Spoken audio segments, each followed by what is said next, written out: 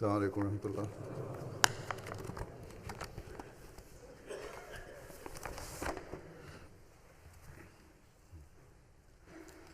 أشهد أن لا إله إلا الله وحده لا شريك له وأشهد أن محمدا عبده ورسوله. أما بعد فأعوذ بالله من الشيطان الرجيم. بسم الله الرحمن الرحيم. الحمد لله رب العالمين الرحمن الرحيم مالك يوم الدين. إياك نعبد وإياك نستعين. اهدنا الصراط المستقيم صراط الذين أنعمت عليهم غير المغضوب عليهم ولا الضالين.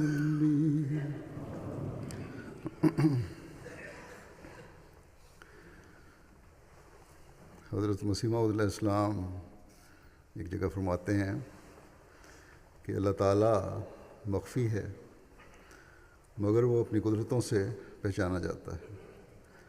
دعا کے ذریعے سے اس کی ہستی کا پتہ لگتا ہے.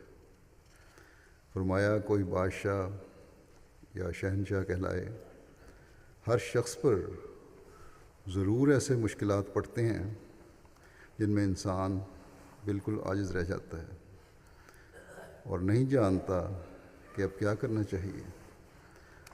اس وقت دعا کے ذریعے سے مشکلات حل ہو سکتے ہیں.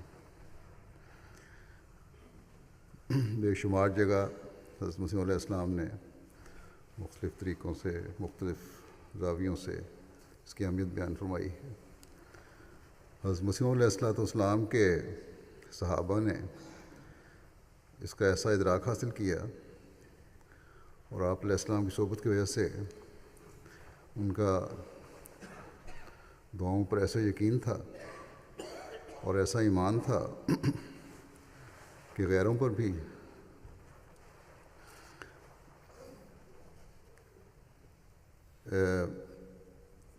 ان کی دھاک تھی اور غیر مذہب والے بھی جو احمدیوں سے تعلق رکھنے والے تھے سمجھتے تھے کہ ان کی دعائیں بڑی قبول ہوتی ہیں. حضرت مسلم موعود رضی اللہ عنہ بیان فرماتے ہیں کہ حضرت مسیح علیہ السلام کی خدمت میں ایک واقعہ سنایا گیا جس پر آپ بہت ہنسے. حضرت منشی روڑے خان صاحب کا واقعہ ہے.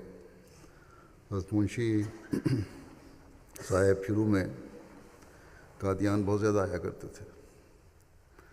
بعد میں کیونکہ بعض اہم کام آپ کے سپرد ہو گئے اس لیے جلدی چھٹی ملنا ان کے لیے مشکل ہو گیا تھا مگر پھر بھی وہ قادیان اکثر آتے رہتے تھے.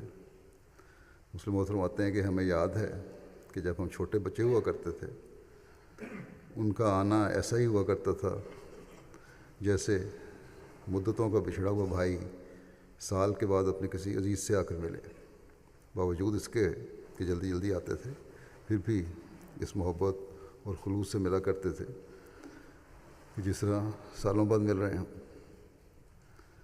غرض کہتے ہیں یہ واقعہ بیان والے جب سنایا گیا حضرت مسیح موعود کی مجلس میں اس دوست نے بتایا کہ منشی روڑے خان صاحب تو ایسے آدمی ہیں کہ جو مجسٹریٹ کو بھی ڈرا دیتے ہیں.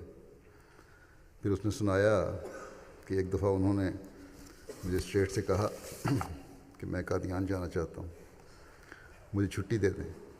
اس نے انکار کر دیا.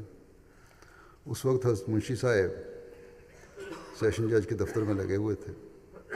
انہوں نے کہا قادیان میں نے ضرور جانا ہے, مجھے آپ چھٹی دے دیں.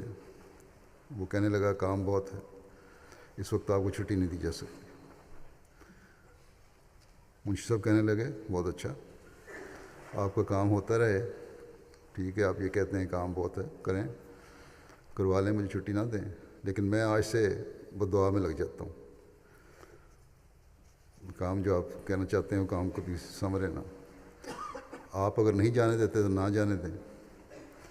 آخر مجسٹریٹ کو کوئی ایسا نقصان پہنچا کہ وہ سخت ڈر گیا, اور جب بھی اس کے بعد یہ اثر ہوا اس مجسٹریٹ پہ کہ جب بھی ہفتے کا دن آتا تھا وہ عدالت والوں سے کہتا کہ آج کام ذرا جلدی بند کر دینا, کیونکہ منشی روڑے خان صاحب کی گاڑی کا وقت نکل جائے گا, یعنی ٹرین پہ جو انہوں نے جانا ہے قادیان, وقت نہ نکل جائے, اس لیے جلدی بند کرو.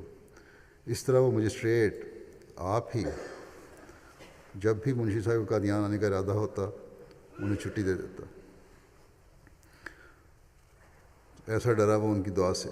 تو یہ لوگ تھے جنہوں نے اپنی بزرگی اور دعاؤں کا اثر غیروں پر بھی ڈالا ہوا تھا, اور یہی چیز ہے جسے ہمیں آج بھی اپنے سامنے رکھنا چاہیے اور اللہ تعالیٰ سے تعلق میں بڑھنا چاہیے. حضرت مسیح علیہ السلام کے حوالے سے بعض اور باتیں بیان کرتا ہوں جو حضرت مسلم موعود نے بیان فرمائی ہیں, اور ہماری روحانیت میں ترقی اور تربیت کے لیے بہت ضروری ہیں. دنیا میں مختلف طبیعتوں اور احساسات کے حامل انسان ہوتے ہیں. بعض کی حصیں تیز ہوتی ہیں, بعض کی کم. بعض خاص حالات کی وجہ سے کسی موسم کے یا حالات کے عادی ہو جاتے ہیں, اور بعض کے لیے وہ حالات سخت ہوتے ہیں. گویا وہ عادت نہ ہونے کی وجہ سے حساس ہوتے ہیں, یا طبیعت میں زیادہ ان کی حساس ہوتی ہے. بس سردی, گرمی, خوشبو اور بدبو کا احساس حصوں کے کم یا زیادہ ہونے سے ہوتا ہے, اور یہ انسان کی حصے ہیں جو اس فرق کو ظاہر کرتی ہیں, اور انسانوں کی اکثریت اس لحاظ سے حساس ہوتی ہے, جن کو سردی گرمی کا بھی احساس ہوتا ہے, خوشبو بدبو کا بھی احساس ہوتا ہے, اور بعض احساسات ہوتے ہیں. اور جن کو احساس نہیں ہوتا وہ یہ نہیں ثابت کر سکتے کہ ان چیزوں کے اثرات نہیں ہیں, یہ کوئی چیز ہی نہیں ہے. برف میں رہنے والا یا سردی جس کو کم لگتی ہو, بعض لوگ ایسے ہوتے ہیں کہ سردیوں میں بھی لوگوں کے پاؤں ٹھٹر رہے ہوتے ہیں, جرابیں پہنی ہوتی ہیں موٹی, بعض لوگ بغیر جراب کے ہوتے ہیں اور کہتے ہیں ہمارے پاؤں بڑے گرم ہیں. اسی طرح بعض اور احساسات ہیں. لیکن اس کا یہ مطلب نہیں کہ سردی نہیں ہے یا سردی اثر نہیں کرتی, کیونکہ اکثریت حساس ہوتی ہے. بس ان چیزوں کے اثرات ہوتے ہیں, اور اکثریت کو یہ احساس ہوتا ہے, اور اس وجہ سے یہ فرق بھی ظاہر ہو جاتا ہے. بہرحال حضرت مسلم موعود اس احساس کے فرق کی حضرت مسیح علیہ السلام کے حوالے سے ایک دنیاوی مثال بھی دیتے ہیں. آپ فرماتے ہیں کہ حضرت مسیح علیہ السلام فرماتے تھے کہ کسی شہر میں چند شہری آپس میں ذکر کر رہے تھے کہ تل بہت گرم ہوتے ہیں, ایک پاؤ تل کوئی نہیں کھا سکتا, اگر کھائے تو فوراً بیمار ہو جائے. اکثریت کی یہی حالت ہوگی. یہ ہو نہیں سکتا کہ کوئی پاؤ بھر تل کھائے اور بیمار نہ ہو جائے. اس گفتگو کے دوران ایک نے کہا کہ اگر کوئی اتنے تل کھائے تو میں اسے 5 روپے انعام دوں. کوئی ذمہ دار وہاں سے گزر رہا تھا. ان لوگوں کو عادت ہوتی ہے کچی چیز کھانے کی بھی اور زیادہ کھانے کی بھی, اس کے بعد کیونکہ کام بھی کر لیتے ہیں. یا بعض طبیعتیں ایسی ہوتی ہیں، تو ذمہ دار بھی کوئی اکھڑ قسم کا ذمہ دار تھا. وہ نہایت تعجب سے اور حیرت سے ان کی یہ باتیں سنتا رہا اور خیال کر رہا تھا کہ عجیب بات ہے کہ ایسے مزے کی چیز کھانے پر 5 روپے انعام بھی ملتے ہیں، کہ تل کھانے ہیں اور 5 روپے انعام ملیں گے. اس نے آگے بڑھ کر پوچھا کہ ٹہنیوں سمیت کھانے ہیں یا بغیر ٹہنیوں کے؟ یہ اس لیے پوچھا کہ اس کی سمجھ میں یہ بات نہیں آ رہی تھی کہ بغیر ٹہنیوں کے پاؤ بھر تل کھانے سے 5 روپے انعام کس طرح ہو سکتا ہے. گویا وہ ٹہنیوں سمیت بھی کھانے کے لیے تیار تھا، حالانکہ باتیں کرنے والے اتنے تل کھانا ناممکن خیال کر رہے تھے. اب ان دونوں کے احساس میں کتنا بڑا فرق ہے. ایک تو وہ ہیں کہ پاؤ بھر تل کھانے ناممکن خیال کرتے ہیں، اور ایک وہ ہیں کہ جو بیمار ٹہنیوں کے کھانے کے لیے تیار ہیں، اور وہ سمجھتا ہے کہ بغیر ٹہنیوں کے تو یہ معمولی مزے کی بات ہے، اس پر کب انعام مل سکتا ہے 5 روپے. بس دنیا میں جس قدر فرق ہیں یہ احساسات کے فرق ہیں، اور یہی روحانی دنیا میں بھی چلتا ہے قانون. کسی پر نماز کا زیادہ اثر ہوتا ہے، کسی پر کم اثر ہوتا ہے. بعض ایسے ہیں صرف نمازیں پڑھتے ہیں یا ظاہر نمازیں پڑھ رہے ہوتے ہیں، ٹکریں ماری اور چلے گئے، کوئی اثر ہی نہیں ہو رہا ہوتا نماز کا.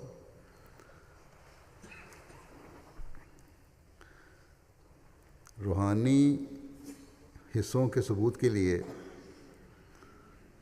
انہی کی شہادت قبول ہوگی جن میں یہ حص زیادہ ہو، جن کو اثر زیادہ ہوتا ہو، جو عبادت کرتے ہوں اور عبادت کا اثر بھی ان پر ظاہر ہو رہا ہوتا. بس جماعت میں ایسے افراد کی اکثریت ہونی چاہیے کہ جن کی حصیں ایسی ہوں جو روحانی اثرات کو زیادہ سے زیادہ قبول کرنے والی ہوں، اور پھر دنیا کو بتانے والی ہوں کہ حقیقی نماز کیا چیز ہے، حقیقی عبادت کیا چیز ہے، اور اس کے لیے کس قسم کی حص پیدا کرنے کی ضرورت ہے.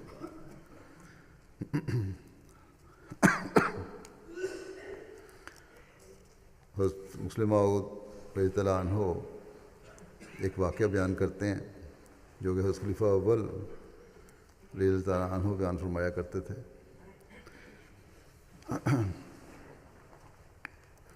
حضرت مسلم موعود رضی اللہ عنہ نے تو اسے ایک اور حوالے سے بیان فرمایا ہے، لیکن اس سے یہ بھی پتہ چلتا ہے اس واقعے سے کہ حضرت مسیح موعود علیہ السلام کے پاس جب نیک فطرت بڑے بڑے متبحر عالم بھی آتے تھے تو یہ عالم آپ کی بیعت کا شرف بھی حاصل کرتے تھے. حضرت خلیفہ اول رضی اللہ عنہ نے فرمایا کرتے تھے کہ ایک عالم دین جو صرف و نحو کے متبحر عالم تھے اور سارے ہندوستان میں ان کی علمیت کا شہرہ تھا، بہت سادہ طبع تھے، اور اگر انہیں کوئی ایسا شخص دیکھتا جو ان کو پہلے سے نہ جانتا تو وہ یہی سمجھتا کہ یہ گھاس کاٹ کر آ رہے ہیں، کوئی عام مزدور آدمی ہے. ان کا نام مولوی خان ملک صاحب تھا. وہ کہیں سے حضرت مسیح موعود علیہ السلام کے دعویٰ کے متعلق خبر سن کر قادیان آئے اور آپ کی باتیں سن کر ایمان لے آئے. واپسی پر جب وہ لاہور پہنچے تو انہوں نے ارادہ کیا کہ مولوی غلام احمد صاحب سے ملتے چلیں. مولوی غلام احمد صاحب شاہی مسجد میں درس دیتے تھے اور وہ مولوی خان ملک صاحب کے شاگرد رہ چکے تھے. مولوی غلام احمد صاحب بھی بہت مشہور عالم تھے، اور چونکہ لاہور کے لوگ اچھے متمول تھے اس لیے مولوی غلام احمد صاحب کی مالی حالت بہت اچھی تھی اور سینکڑوں طالب علم ان کے پاس پڑھتے تھے.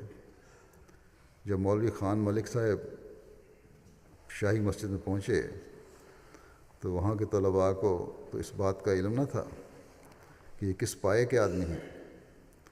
انہوں نے ان کے معمولی لباس اور ظاہری صورت سے اندازہ لگایا کہ یہ کوئی معمولی آدمی ہیں، مولوی غلام احمد صاحب نے مولوی خان ملک صاحب سے پوچھا کہ فرمائیے کہاں سے تشریف لا رہے ہیں؟ انہوں نے کہا قادیان سے۔ انہوں نے حیران ہو کے پوچھا قادیان سے؟ انہوں نے کہا ہاں قادیان سے۔ انہوں نے کہا کیوں؟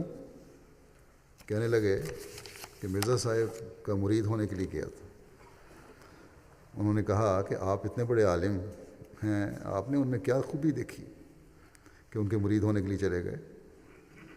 مولوی خان ملک صاحب نے پنجابی میں انہیں کہا کہ تم اپنا کام کر، تینوں تو کالا یقولو بھی چنگی طرح نہیں آتا، یعنی تم اپنا کام کرو، تجھے تو ابھی کالا یقولو بھی اچھی طرح نہیں آتا۔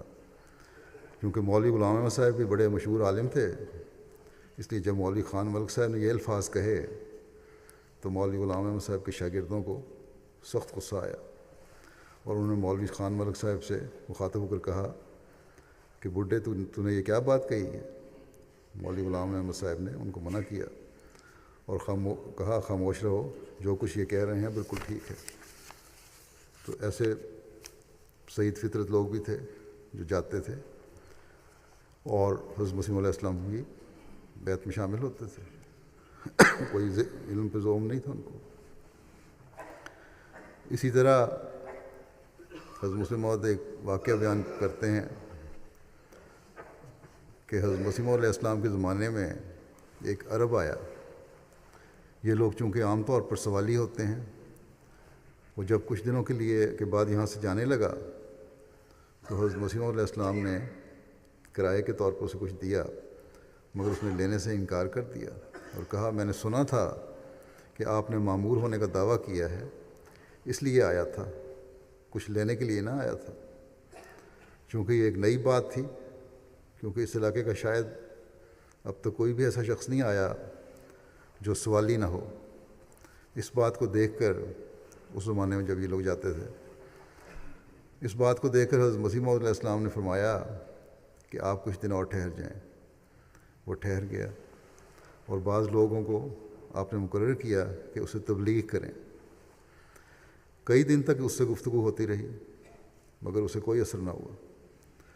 آخر تبلیغ والے دوستوں نے حضرت مسیح موعود علیہ السلام سے عرض کیا یہ بڑا جوشیلا ہے، سوالی لوگوں کی طرح نہیں ہے، یہ اسے صداقت کی طلب معلوم ہوتی ہے، جس طرح آج کل اکثر عرب جو احمدی ہو رہے ہیں ان میں اللہ تعالیٰ کی فضل سے یہ طلب ہے، اس لیے دعا کی جائے اس کے لیے۔ تبلیغ سے تو نہیں ان کو سمجھ آ رہی۔ آپ نے دعا کی اور آپ کو بتایا گیا کہ اسے ہدایت نصیب ہو جائے گی۔ خدا کی قدرت، اسی رات اسے کسی بات سے ایسا اثر ہوا کہ صبح اس نے بیعت کر لی اور پھر چلا گیا۔ حج کے موقع پر مسلم فرماتے ہیں کہ مجھے بتایا گیا کہ حج کے موقع پر کئی قافلوں کو اس نے تبلیغ کی۔ ایک قافلے والا اسے مار مار کر بے ہوش کر دیتے تھے، تو ہوش آنے پر اٹھ کر دوسرے قافلے کے پاس چلا جاتا اور تبلیغ کرتا۔ تو بات یہ ہے کہ اللہ تعالیٰ جب سینے کھولے تو کھلتے ہیں، اور پھر ایسا مثالی جوش پیدا ہوتا ہے کہ کسی چیز کی پرواہ نہیں ہوتی ہے۔ اسی طرح ایک اور واقعہ بیان فرماتے ہیں آپ کہ حضرت مسیح موعود علیہ السلام کے زمانے میں امریکہ میں سب سے پہلے ایک انگریز نے یا امریکن نے اسلام قبول کیا۔ الیگزینڈر رسل ویب اس کا نام تھا، اور امریکن ایمبیسی میں فلپائن میں کام کرتا تھا۔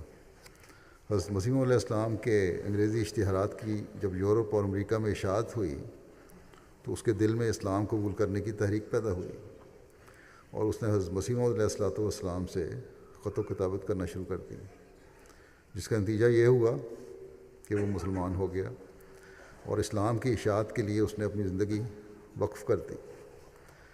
بعد میں وہ ہندوستان میں بھی آیا اور حضرت مسیح علیہ السلام سے اس نے ملنے کی خواہش کی، مگر مولویوں نے اسے کہا، جہاں وہ آیا تھا لاہور وغیرہ یا کسی بڑے شہر میں، وہاں کے مولویوں سے جب ملا تو اسے کہا کہ اگر مرزا صاحب سے ملے تو مسلمان تمہیں چندہ نہیں دیں گے، تبلیغ جو کرنا چاہتے ہو، اپنے پلان پھیلانا چاہتے ہو، منصوبہ بندی جو تم نے کی ہے تبلیغ کی، اس کے لیے مسلمانوں سے پھر تمہیں کچھ نہیں ملے گا۔ چنانچہ وہ ان کے بہکانے کے نتیجے میں حضرت مسیح موعود علیہ السلام سے نہ ملا، مگر آخر بہت مایوسی سے وہ یہاں سے واپس گیا، کیونکہ مسلمانوں نے بھی کوئی مدد نہیں کی۔ اسے تو کہا گیا تھا کہ دوسرے مسلمان تمہاری مدد کریں گے اور تمہیں اشاعت اسلام کے لیے بڑا چندہ دیں گے، مگر دوسرے مسلمانوں نے اس کی کوئی مدد نہ کی۔ حضرت مسیح موعود علیہ السلام کی وفات کے قریب اس نے آپ کو خط لکھا کہ میں نے آپ کی نصیحت کو نہ مان کر بہت دکھ اٹھایا ہے۔ آپ نے مجھے بر وقت بتایا تھا کہ مسلمانوں کے اندر خدمت دین کا کوئی شوق نہیں پایا جاتا، مگر میں نے اسے نہ مانا، جس کا نتیجہ یہ ہوا کہ میں آپ کی ملاقات سے محروم ہو گیا۔ بہرحال وہ آخر وقت تک مسلمان رہا اور حضرت مسیح موعود علیہ السلام سے اس کے مخلصانہ تعلقات قائم رہے۔ تو سب سے پہلا مسلمان امریکہ میں وہی ہوا تھا۔ مسلمان فرماتے ہیں کہ اب بھی میں دیکھتا ہوں کہ جماعت کی ترقی یورپین ملکوں کی نسبت امریکہ میں سب سے زیادہ ہو رہی ہے۔ بعض یورپین ممالک میں بھی احمدیت پھیل رہی ہے اور وہ بھی مغربی علاقے میں ہی ہیں، مگر امریکہ میں ترقی کے زیادہ آثار پائے جاتے ہیں۔ اللہ تعالیٰ کرے کہ امریکہ کی جماعت ایسے نیک فطرت لوگوں کی تلاش کرے اور حضرت صلی اللہ علیہ وسلم کے جھنڈے تلے انہیں لانے کی کوشش کرے، اور ٹھوس اور مربوط کوشش ہو اس کے لیے،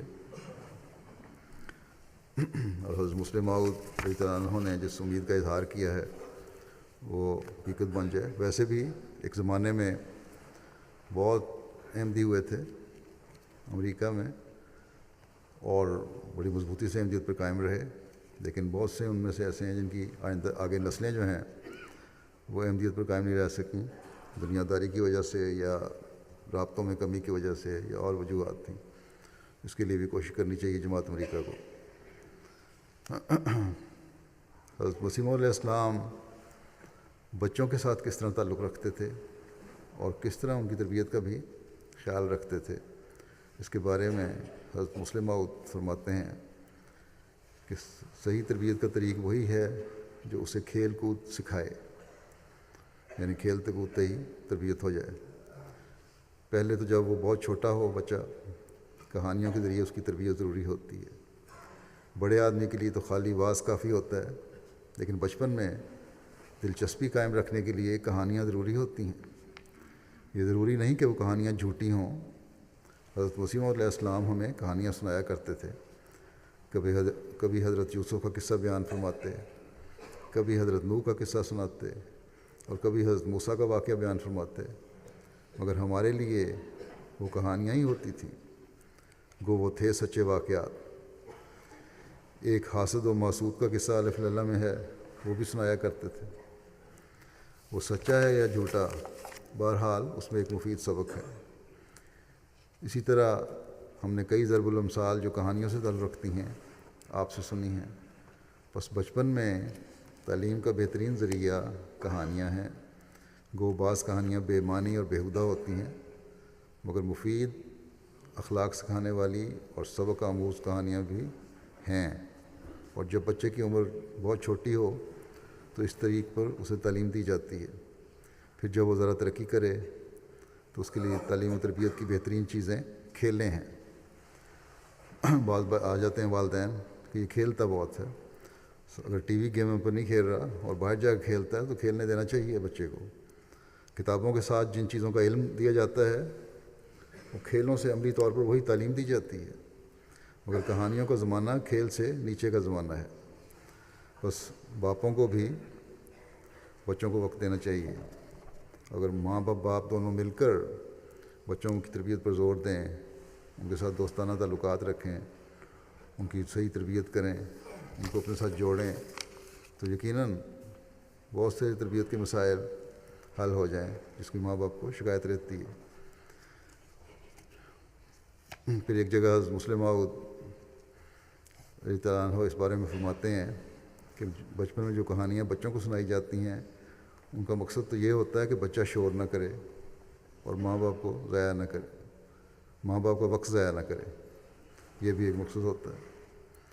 اگر وہ کہانیاں ایسی ہوں جو آئندہ زندگی میں بھی فائدہ دیں تو یہ کتنی اچھی بات ہے۔ آج کل تو بچے ماں باپ اس بات سے بچنے کے لیے کہ بچے شور نہ کریں اور زیادہ بیٹھے رہیں، یا ان کے ہاتھوں میں آئی پیڈ پکڑا دیتے ہیں یا کمپیوٹر پہ بٹھا دیتے ہیں یا ٹی وی پہ بٹھا دیتے ہیں، اور وہاں اگر تو اچھی کہانیاں کوئی آ رہی ہوں تو ٹھیک، نہیں تو بعض دفعہ صرف وقت ضائع ہو رہا ہوتا ہے۔ اور چھوٹے بچوں پہ تو ویسے بھی ان کو نہیں بٹھانا چاہیے، کیونکہ ایک تو نظر پہ اثر پڑتا ہے اگر لمبا عرصہ بیٹھے رہیں، دوسرے 2 سال سے کم بچے کو تو ویسے بھی ڈاکٹر کہتے ہیں کہ اس کی سوچ میں فرق پڑ جاتا ہے اور پھر وہ ایک طرف لگ جاتا ہے، بعض دفعہ برے اثرات پیدا ہوتے ہیں۔ تو بہرحال مسلم فرماتے ہیں کہ جیسے حضرت مسیح موعود علیہ السلام ہمیں کہانیاں سنایا کرتے تھے، کہانیاں سنانے کا جو فائدہ اس وقت ہوتا ہے وہ بھی ان سے حاصل ہوتا تھا۔ اگر اس وقت آپ وہ کہانیاں نہ سناتے تو پھر ہم شور مچاتے اور آپ کام نہ کر سکتے۔ بس یہ ضروری ہوتا ہے کہ ہمیں کہانیاں سنا کر چپ کرایا جاتا، اور یہی وجہ تھی کہ رات کے وقت ہماری دلچسپی کو قائم رکھنے کے لیے آپ جب بھی فارغ ہوں کہانیاں سنایا کرتے تھے، تاہم ہم سو جائیں اور آپ کام کر سکیں۔ بچے کو کیا پتہ ہوتا ہے کہ اس کے ماں باپ کتنا بڑا کام کر رہے ہیں؟ اسے تو اگر دلچسپی کا سامان مہیا نہ کیا جائے تو وہ شور کرتا ہے، اور کہانی سنانے کا مقصد یہ ہوتا ہے کہ بچے سو جاتے ہیں۔ اس زمانے میں تو یہ چیزیں نہیں تھیں، ماں باپ محنت بھی کرتے تھے۔ اب جیسا کہ میں نے کہا بعض چیزیں ایسی آ گئی ہیں اس کی وجہ سے ماں باپ ایک تو محنت نہیں کرتے تربیت پہ، دوسرے ان کے تعلق کم ہو گئے ہیں بچوں کے ساتھ، اس طرح توجہ دینی چاہیے۔ آپ فرماتے ہیں کہ کہانیوں کی یہ ضرورت ایسی ہے جس سے سب نے تسلیم کیا ہے، گو وہ عارضی ضرورت ہوتی ہے۔ اس وقت اس کا فائدہ صرف اتنا ہوتا ہے کہ بچے کو ایسی دلچسپی پیدا ہو جاتی ہے کہ وہ محو ہو کر سو جاتا ہے۔ ماں باپ کا مقصد یہ ہوتا ہے کہ ہمارا وقت ضائع نہ ہو، اس لیے وہ اسے لٹا کر کہانیاں سناتے ہیں، یا ان میں سے ایک اسے سناتا ہے اور دوسرا کام میں لگا رہتا ہے، یا پھر ایک سناتا ہے اور باقی خاندان آرام سے کام کرتا ہے۔ اگر اس وقت فضول اور لغو کہانیاں بھی سنائی جائیں تو یہ مقصد حاصل ہو جاتا ہے، مگر ہم اس پر خوش نہیں ہوتے، بلکہ چاہیے کہ ایسی کہانیاں سنائیں کہ اس وقت بھی فائدہ ہو۔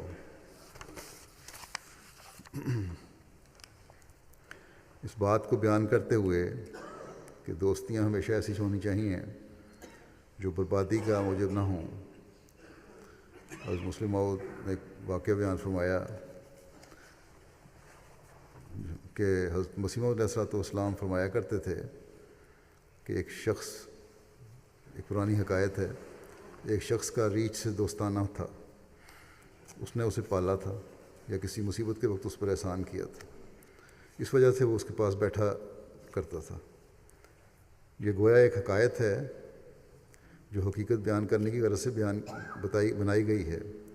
اگرچہ ایسا بھی ہو جاتا ہے کہ آدمی ریچھ وغیرہ جانوروں کو پال کر اپنے ساتھ ہلا لیتا ہے، مگر جب میں نے حضرت مسیح موعود علیہ السلام سے کوئی حکایت روایت کرتا ہوں تو اس کے یہی معنی ہوتے ہیں کہ یہ حقیقت بیان کرنے کی غرض سے ایک قصہ ہے، یعنی ایک نصیحت کرنے کی غرض سے ایک قصہ ہے۔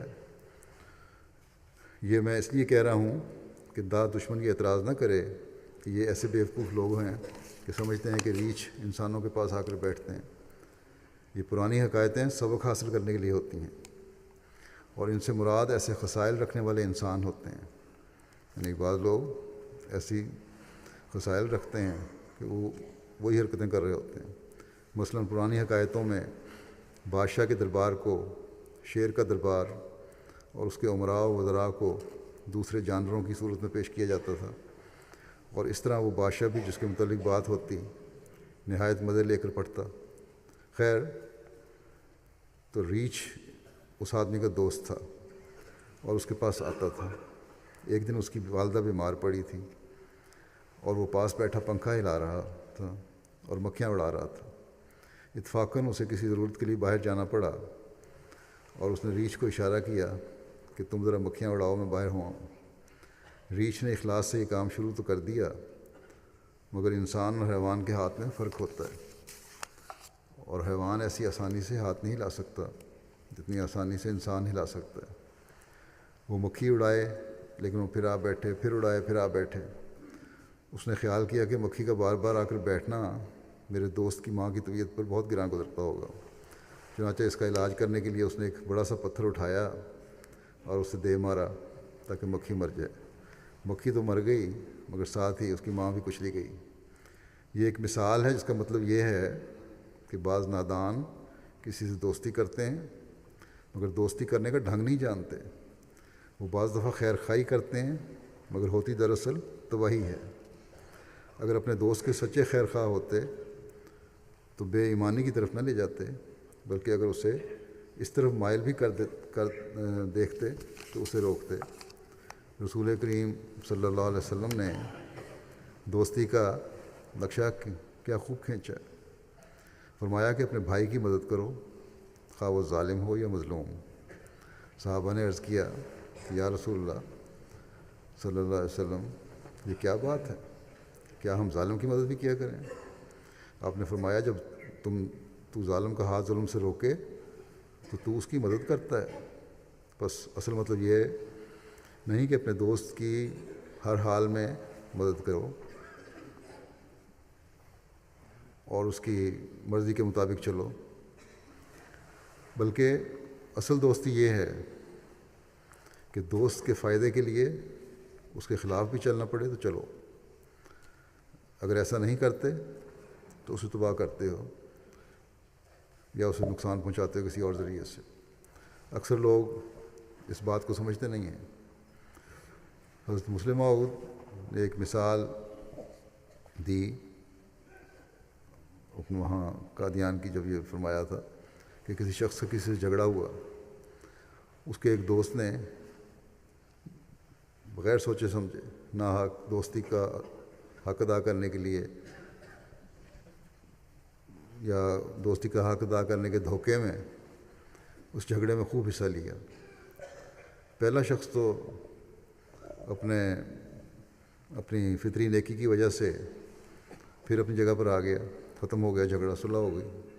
اور یہ دوست جس نے اس کی خاطر اس میں حصہ لیا تھا اس جھگڑے میں، مرتد ہو گیا۔ بس دوستیاں جہاں اللہ تعالیٰ کا قرب دلاتی ہیں، دوستوں کے کو فائدہ دلاتی ہیں، وہاں تباہی و بربادی بعض دفعہ دوستوں کی بھی کرتی ہیں اور اپنی بھی کرتی ہیں۔ اور اس لحاظ سے ہمیشہ دوستیوں کے حق ادا کرنے کے لیے عقل بھی استعمال کرنی چاہیے اور جذبات کو بھی کنٹرول رکھنا چاہیے۔ حضرت مسلم موعود فرماتے ہیں کہ مجھے یاد ہے کہ حضرت مسیح موعود علیہ السلام سنایا کرتے تھے کہ کوئی ریچھ تھا، اس کا ایک آدمی سے دوستانہ تھا۔ اس کی بیوی ہمیشہ اسے تان کیا کرتی تھی کہ تو بھی کوئی آدمی ہے، تیرا ریچھ سے دوستانہ ہے۔ ایک دن اس کی دل آزار گفتگو اس قدر بڑھ گئی اور ایسی بلند آواز سے اس نے کہنا شروع کیا کہ ریچھ نے بھی سن لیا۔ ریچھ نے تب ایک تلوار لی اور اپنے دوست سے کہا کہ یہ تلوار میرے سر پر مار۔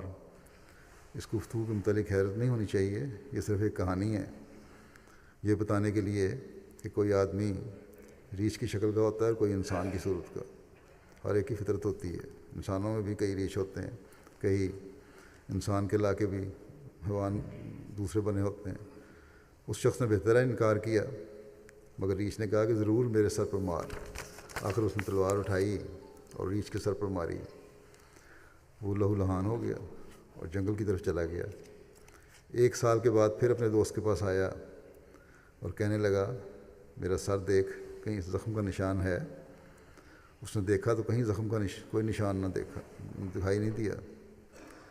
تب ریچھ نے کہا کہ بعض جنگل میں بوٹیاں ہوتی ہیں، میں نے علاج کیا اور زخم اچھا ہو گیا، لیکن تیری بیوی کے قول کا زخم، جو تیری بیوی باتیں کرتی تھی میرے خلاف، اس کا زخم آج تک ہرا ہے میرے دل میں۔ تو بعض اوقات تلوار کے زخم سے زبان کا زخم بہت شدید ہوتا ہے، اور یہ تلوار ایسا زخم لگاتی ہے جو کبھی بھولنے میں نہیں آتا۔ بس معاشرے کے امن کے لیے، سکون کے لیے اس بات کا بھی ہر ایک کو خیال رکھنا چاہیے کہ ایک دوسرے کے جذبات کا بھی خیال رکھیں اور بلا وجہ ایسی زبانوں کے تیر نہ چلائیں جو ہمیشہ ہرے رہیں ان کے زخم پہ۔ اور ایسا سبق ہے جسے ہمیشہ یاد رکھنا چاہیے ہر احمدی کو۔ حضرت مسیح موعود علیہ الصلوۃ والسلام کے ماننے کے بعد اپنے ایمان کی حفاظت ہر احمدی کا فرض، اور بعض دفعہ چھوٹی چھوٹی باتیں ہی ہیں جو ایمان کو ضائع کر دیتی ہیں. جیسے کہ میں نے بتایا کہ ایک شخص اپنے دوست کی مدد کرنے کے وجہ سے بعد میں پھر ایمان سے ہی جاتا رہا اور مرتد ہو گیا. بعض دفعہ یہ ہے کہ اللہ تعالیٰ کی منشا کے خلاف باتیں کی جائیں تو ایمان ضائع ہو جاتا ہے. بس ہمیں ہمیشہ اپنا محاسبہ کرتے رہنا چاہیے. حضرت مسلم موعود فرماتے ہیں کہ حضرت موسیٰ کے قصے میں اس کی مثال موجود ہے، اور حضرت اقدس مسیح موعود علیہ السلام اس قصے کو بارہا بیان فرمایا کرتے تھے. کہتے ہیں کہ حضرت موسیٰ جب مصر سے نکلے تو راستے میں امالیک سے مقابلہ آن پڑا. یہ وہ نوح کی اولاد میں سے ایک قبیلہ تھا جو کہا جاتا ہے اسرائیلیوں کے بڑے خلاف تھا. بہرحال ان کے بادشاہ کو خطرہ ہوا کہ ہم شکست کھا جائیں گے. ان کے ہاں ایک بزرگ تھا. بادشاہ نے اس سے دعا کی درخواست کی. اس نے دعا کی تو خدا تعالیٰ کی طرف سے الہام ہوا کہ موسیٰ خدا کا نبی ہے، اس کے خلاف دعا نہیں کرنی چاہیے. اس نے بادشاہ کو کہہ دیا کہ موسیٰ کے خلاف دعا نہیں ہو سکتی. جب بادشاہ کو معلوم ہوا کہ میری کوئی بات کارگر نہیں ہوتی تو اس نے وہی چال چلی جو آدم کو جنت سے نکلوانے کے لیے شیطان نے چلی تھی. ہمیشہ سے یہی اصول رہا ہے شیطان کا، حوا کے ذریعے سے پھسلایا تھا. اسی طرح اس نے بھی بہت سے زیورات وغیرہ تیار کرائے اور موسیٰ کے برخلاف دعا کرانے کے لیے اس بزرگ کی بیوی کو دیے. اس نے تحریک کی مگر اس بزرگ نے جواب دیا کہ موسیٰ خدا کا مقرب ہے، اس لیے اس کے خلاف بد دعا نہیں ہو سکتی. میں نے کی تھی مگر وہاں سے جواب مل گیا. لیکن وہ مصر ہوئی اور کہا کہ کیا ضرور ہے کہ اب بھی وہی حالات ہوں، تم بد دعا تو کرو. آخر وہ رضامند ہو گیا. اس کو ایک جگہ لے گئے. اس نے کہا کہ یہاں سینہ نہیں کھلتا، اور اس طرح 2-3 جگہ بدلی گئی. آخر چونکہ اس کا ایمان جانا تھا، اس بزرگ کا ایمان جانا تھا، اس نے بد دعا کی. کہتے ہیں کہ جو ہی اس نے بد دعا کی موسیٰ کی قوم میں تباہی پڑ گئی، کیونکہ اس کے پہلے ایمان کا کچھ تو اثر ہونا تھا. یعنی کہ ان کی جو کمزوری تھی ایمان کی، اس قوم میں تباہی اس لیے ہوئی کہ ان کے اپنے ایمان کی کمزوری کی وجہ سے وہ ایک عارضی طور پہ نقصان اٹھایا انہوں نے. اور ادھر یہ بزرگ جو بنا ہوا تھا اس کا ایمان کبوتر کی شکل میں اڑ گیا. اس کا ایمان بھی ختم ہو گیا، کیونکہ اللہ تعالیٰ نے منع کیا تھا کہ دعا نہیں کرنی، لیکن دعا کی اور اس کی سزا یہ ملی کہ آئندہ سے موسیٰ کے خلاف دعا کرنے کی وجہ سے اس کی بزرگی کا جو رتبہ تھا، مقام تھا، وہ ختم ہو گیا، اور وہ قرب کا اعزاز جو تھا اللہ تعالیٰ کے حضور وہ بھی ضائع ہو گیا. مسلمات فرماتے ہیں کہ بے شک یہ ایک قصہ ہے، مگر اس کا مطلب یہ ہے کہ جس طرح کبوتر ہاتھ سے نکل جاتا ہے اسی طرح ایمان اس کے دل سے نکل گیا. بس چونکہ ایمان محنت سے آتا ہے اور جاتا ایک فکرے میں. ایمان کو لانا، قبول کرنا، کسی چیز کو تسلیم کرنا، یہ بڑی، اور پھر اس ایمان میں بڑھنا، اس پہ بڑی محنت لگتی ہے. لیکن ایک معمولی سی بات ہے جو ایک فکرہ ہے، اللہ تعالیٰ کی رضا کے خلاف ایک بات ہے جو اس سے پھر ایمان ضائع ہو جاتا ہے. اس لیے ضرورت ہے کہ انسان ہر وقت ہوشیار رہے، اپنا محاسبہ کرتا رہے. ذکر الہی کی طرف حضرت مسیح موعود علیہ السلام کے حوالے سے توجہ دلاتے ہوئے حضرت مسلم موعود فرماتے ہیں کہ حضرت مسیح موعود علیہ السلام کسی بزرگ کا یہ مقولہ سنایا کرتے تھے کہ دست درکار و دل بایار، یعنی انسان کے ہاتھ تو کاموں میں مشغول ہونے چاہیے لیکن اس کا دل اللہ تعالیٰ کی طرف متوجہ ہونا چاہیے. اسی طرح ایک بزرگ کے متعلق مشہور ہے کہ ان سے کسی نے پوچھا کہ میں کتنی دفعہ اللہ تعالیٰ کا ذکر کیا کروں، تو انہوں نے کہا کہ محبوب کا نام لینا اور پھر گن گن کر. تو اصل ذکر وہی ہے جو ان گنت ہو، مگر ایک معین وقت مقرر کرنے میں یہ خوبی ہوتی ہے کہ انسان اس وقت اپنے محبوب کے لیے اور کاموں سے بالکل الگ ہو جاتا ہے اور چونکہ یہ دونوں حالتیں ضروری ہیں، اس لیے صحیح طریق یہی ہے کہ معین رنگ میں بھی ذکر الہی کیا جائے۔ اور آج کل دنیا داری میں پڑے ہوئے لوگ نہیں سمجھتے اس بات کو، اس لیے ان کو بہرحال وقت نکالنا چاہیے، اور غیر معین طور پر بھی اٹھتے بیٹھتے وقت بھی نکال لیں، اور غیر معین طور پر اٹھتے بیٹھتے بھی اللہ تعالیٰ کو یاد کیا جائے، اور اس کے فضلوں اور احسانات کا بار بار ذکر کیا جائے۔ دین کی باتوں کو غور سے سننا، انہیں یاد رکھنے کی کوشش کرنا، اور پھر اس پر عمل کرنا، یہ ایک احمدی کا مطمع نظر ہونا چاہیے۔ خطبوں کو سن لینا، تقریروں کو سن لینا، اجلاسوں میں شامل ہو جانا، یا وقتی طور پر کسی کتاب کو پڑھ لینا اور اس کا وقتی اثر لینا، اس کو یاد نہ رکھنا یا عمل نہ کرنا، یہ کوئی فائدہ نہیں دیتا انسان کو۔ حضرت مسلم موعود فرماتے ہیں کہ حضرت مسیح موعود علیہ الصلوۃ والسلام نے ایک دفعہ عورتوں میں ان کی تربیت کے لیے مختلف لیکچر دینے شروع کیے، اور کئی دن تک آپ لیکچر دیتے رہے۔ ایک دن آپ نے فرمایا کہ ہمیں عورتوں کا امتحان بھی لینا چاہیے، تا معلوم ہو کہ وہ ہماری باتوں کو کہاں تک سمجھتی ہیں۔ باہر سے ایک خاتون آئی ہوئی تھیں۔ حضرت مسیح موعود علیہ السلام نے ان سے پوچھا، بتاؤ مجھے 8 دن لیکچر دیتے ہو گئے ہیں، میں نے ان لیکچروں میں کیا بیان کیا ہے؟ وہ کہنے لگیں کہ یہی خدا اور رسول کی باتیں آپ نے بیان کی ہیں، اور کیا بیان کیا؟ آپ کو اس جواب سے اس قدر صدمہ ہوا کہ آپ نے لیکچروں کے اس سلسلے کو بھی بند کر دیا، اور فرمایا کہ ہماری عورتوں میں ابھی اس قسم کی غفلت پائی جاتی ہے کہ معلوم ہوتا ہے کہ ابھی وہ بہت ابتدائی تعلیم کی محتاج ہیں، اعلیٰ درجے کی روحانی باتیں سننے کی ان میں استعداد ہی نہیں۔ حضرت مسلم موعود فرماتے ہیں کہ یہی بعض مردوں کا حال ہے، بلکہ میں تو کہوں گا کہ بہت سے مردوں کا بھی یہ حال ہے، اور بعض جگہ تو اس کے الٹ بھی ہو رہا ہے کہ بعض عورتیں مردوں سے زیادہ علم رکھتی ہیں، اور جب اپنے مردوں کو یاد کرواتی ہیں کہ یہ دین کی بات ہے، اس پر عمل کرو، تو بعض ایسی شکایتیں بھی آتی ہیں کہ مردوں کا جواب ہوتا ہے کہ دین تو بہت کچھ کہتا ہے، ہم تو اسی طرح رہیں گے اور اسی طرح کریں گے جو ہماری مرضی ہو۔ جو یاد رکھنا چاہیے کہ جب اس قسم کی ڈھٹائی آ جائے تو پھر گراوٹ ہوتی چلی جاتی ہے، اور پھر دین سے بالکل دور ہٹ جاتا ہے انسان۔ بہرحال مسلم موعود فرماتے ہیں کہ اس کے مقابلے پر صحابہ کو دیکھو، وہ کس طرح رات اور دن رسول کریم صلی اللہ علیہ وسلم کی باتوں کو سنتے اور ان پر عمل کرنے کے لیے کھڑے ہو جاتے۔ انہوں نے آپ کی چھوٹی سے چھوٹی اور بڑی سے بڑی بات کو لیا اور دنیا میں نہ صرف اس کو پھیلا دیا بلکہ اس پر عمل کر کے بھی دکھا دیا۔ پھر حضرت مسیح علیہ الصلوۃ والسلام کی کتابیں ہیں، ان کو پڑھنا اور ان سے فائدہ اٹھانا بھی جماعت کے اہم ترین فرائض میں سے ہے، مگر یاد رکھو صرف لذت حاصل کرنے کے لیے تم ایسا مت کرو، بلکہ فائدہ اٹھانے اور عمل کرنے کی نیت سے تم ان امور کی طرف توجہ کرو۔ تم لذت حاصل کرنے کے لیے سارا قرآن پڑھ جاؤ تو تمہیں کچھ فائدہ حاصل نہیں ہوگا، لیکن اگر تم اللہ تعالیٰ کی صفات پر غور کرتے ہوئے اس کی محبت کے جوش میں ایک دفعہ بھی سبحان اللہ کہہ لو تو وہ تمہیں کہیں پہنچا دے گا۔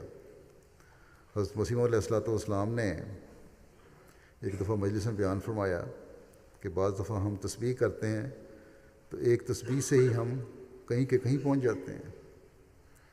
میں اس مجلس میں موجود نہیں تھا، ایک نوجوان نے یہ بات سنی تو وہاں سے اٹھ کر میرے پاس آیا اور کہنے لگا کہ خبر نہیں آج حضرت صاحب نے یہ کیا کہا ہے۔ وہ صاحب تجربہ نہیں تھا، مگر میں اس عمر میں بھی صاحب تجربہ تھا، حالانکہ میری عمر اس وقت 17-18 سال کی تھی۔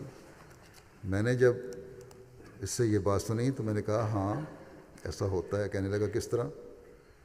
میں نے کہا کئی دفعہ میں نے دیکھا ہے کہ میں نے اپنی زبان سے ایک دفعہ سبحان اللہ کہا تو مجھے یوں معلوم ہوا کہ جیسے میری روحانیت اڑ کر کہیں سے کہیں جا پہنچی ہے، وہ دل سے نکلی ہوئی سبحان اللہ ہوتی ہے، صرف منہ سے نہیں ہوتی۔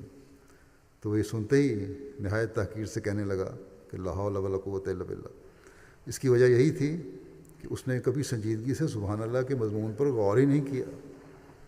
اسے سارا دن سبحان اللہ کہہ کر کچھ نہیں ملتا تھا، مگر میں اپنے ذاتی تجربے کی وجہ سے جانتا تھا کہ کئی دفعہ ایسا ہوا کہ جب میں نے سبحان اللہ کہا تو مجھے یوں محسوس ہوا کہ پہلے میں اور تھا اور اب میں کچھ اور بن گیا ہوں۔ دیکھو، رسول کریم صلی اللہ علیہ وسلم نے بھی اس مضمون کو کس عمدگی کے ساتھ بیان کیا ہے۔ حالانکہ میں نے اس وقت تک بخاری نہیں پڑھی تھی، مگر میرا تجربہ صحیح تھا۔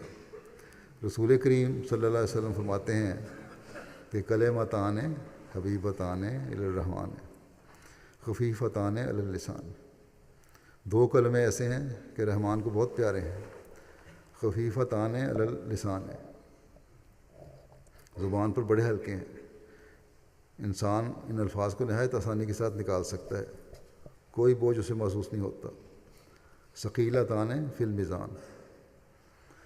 لیکن قیامت کے دن جب اعمال کا وزن کا سوال آئے گا تو وہ بڑے بھاری ثابت ہوں گے، اور جس پلڑے میں وہ ہوں گے اسے بالکل جھکا دیں گے، اور وہ کیا ہیں کہ سبحان اللہ و بحمدہ سبحان اللہ العظیم۔ کہتے ہیں کہ مجھے ان کلمات کے پڑھنے کی بڑی عادت ہے، اور میں نے دیکھا ہے کہ بعض دفعہ ایک مرتبہ ہی ان کلمات کو کہنے سے میری روح اڑ کر کہیں کی کہیں جا پہنچتی ہے۔ تو اصل چیز یہی ہے کہ ہم سنجیدگی سے اللہ تعالیٰ کے حکام پر غور کرتے ہوئے، احکام پر غور کرتے ہوئے غور کریں اور ان پر عمل کرنے کی کوشش کریں۔ بس یہی حقیقت ہے کہ بعض دفعہ دل سے تسبیح اور تحمید جب ہوتی ہے تو یوں لگتا ہے کہ اپنا اثر دکھا رہی ہے، محسوس ہوتا ہے یہ۔ اللہ تعالیٰ ہم سب کو اس کی توفیق عطا فرمائے، جو جہاں ہمارے اندرونی ہمارے اندر قوت عملیہ پیدا کرے اور خدا تعالیٰ کی رضا حاصل کرنے والا بنائے، وہاں ہم اس تسبیح و تحمید ایسی تسبیح و تحمید کرنے والے ہوں جو ہماری روح کو بلندیوں پر لے جائے اور ہمیں خدا تعالیٰ کا قرب مل جائے۔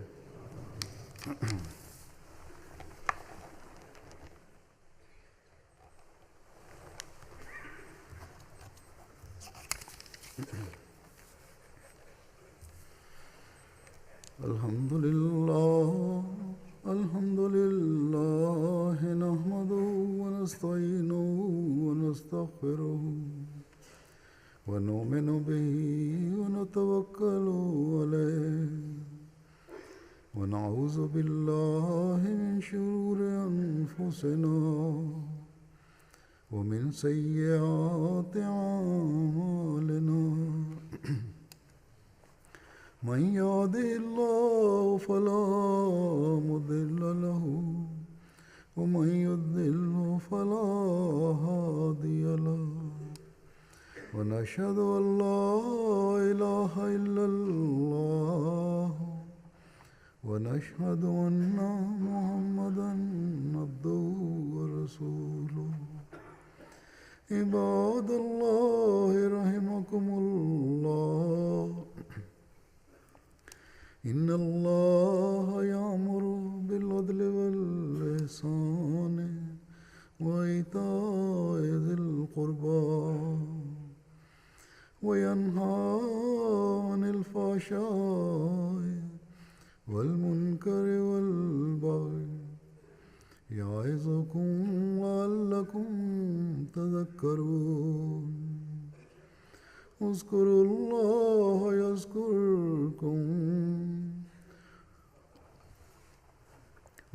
الله يذكركم وادعوه يستجب لكم ولذكر الله أكبر۔